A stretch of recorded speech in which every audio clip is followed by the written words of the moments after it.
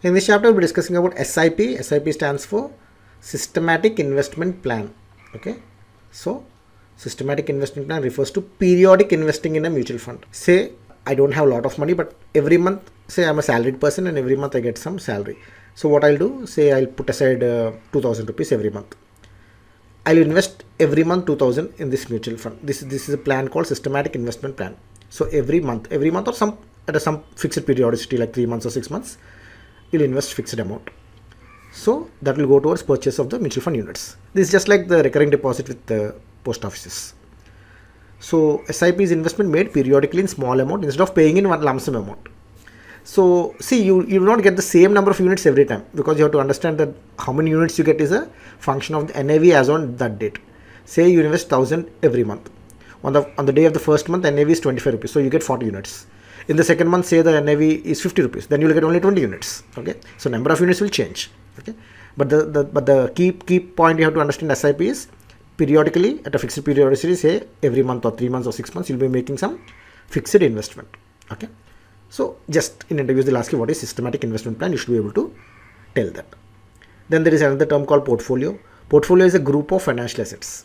Okay, those assets can be stocks, bonds, cash, whatever. So investors will diversify their portfolio to reduce risk.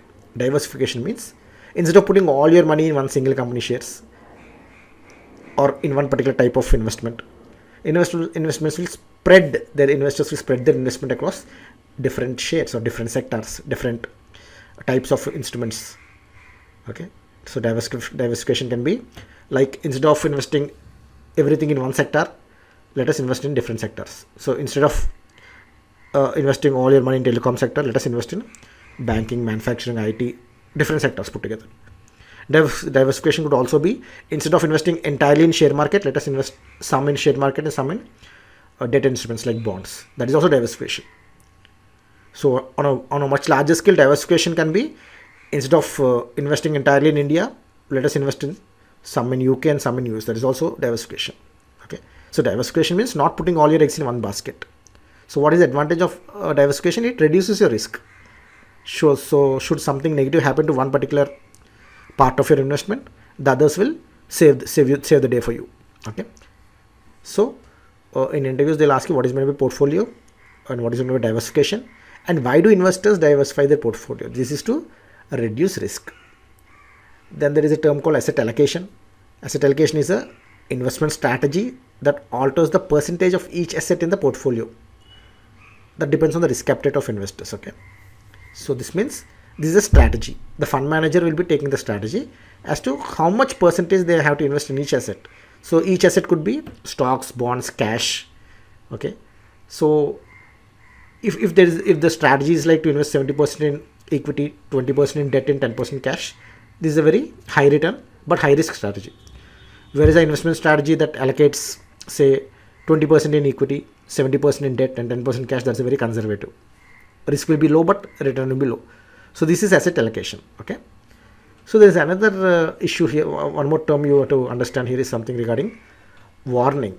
So whenever in television you might have seen some mutual funds advertisements. So at the end of the advertisements, you will have a warning like this: mutual fund investments are subject to market risk. Please read the offer document carefully before investing. So this is as per the direction of SEBI. All mutual funds, while advertising, they have to include this warning.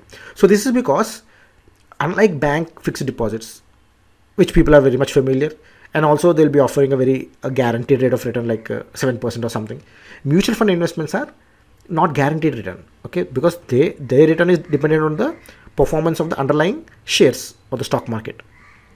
So you might actually end up losing the money.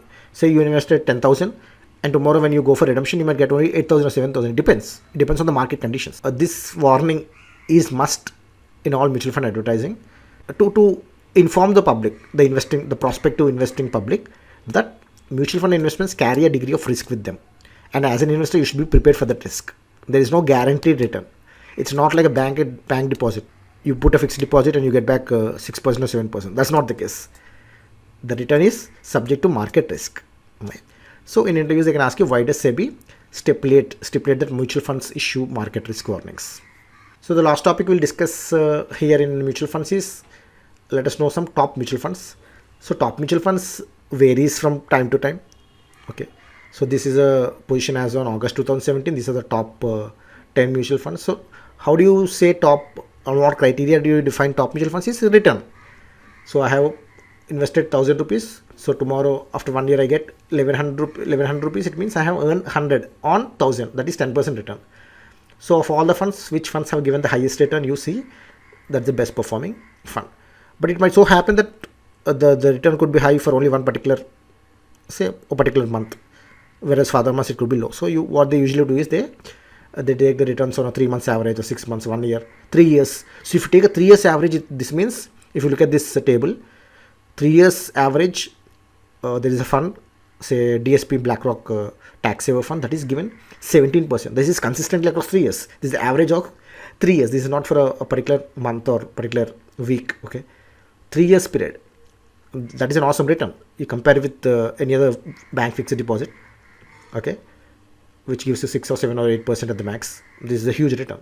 So there are some other funds you can see, Franklin funds, ICICI Prudential, all this. If you look at the returns, 3 years returns, there are some funds that are even given you 25% return. Okay, but that doesn't mean you have to pull out all of the money in your fixed deposit banks and put it in mutual funds, in these particular funds which are giving high return. There's no guarantee that next year they'll give the same return. Okay, so this is just for information. So these funds have done well over the past 1 year or 3 years, but there is no guarantee it will happen in future also.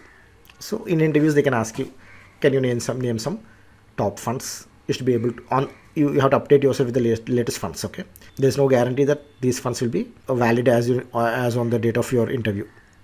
So please update with the latest. So just type in Google top 10 mutual funds in India, and you'll get a table like this. Then you can remember at least the top 3. That will be sufficient.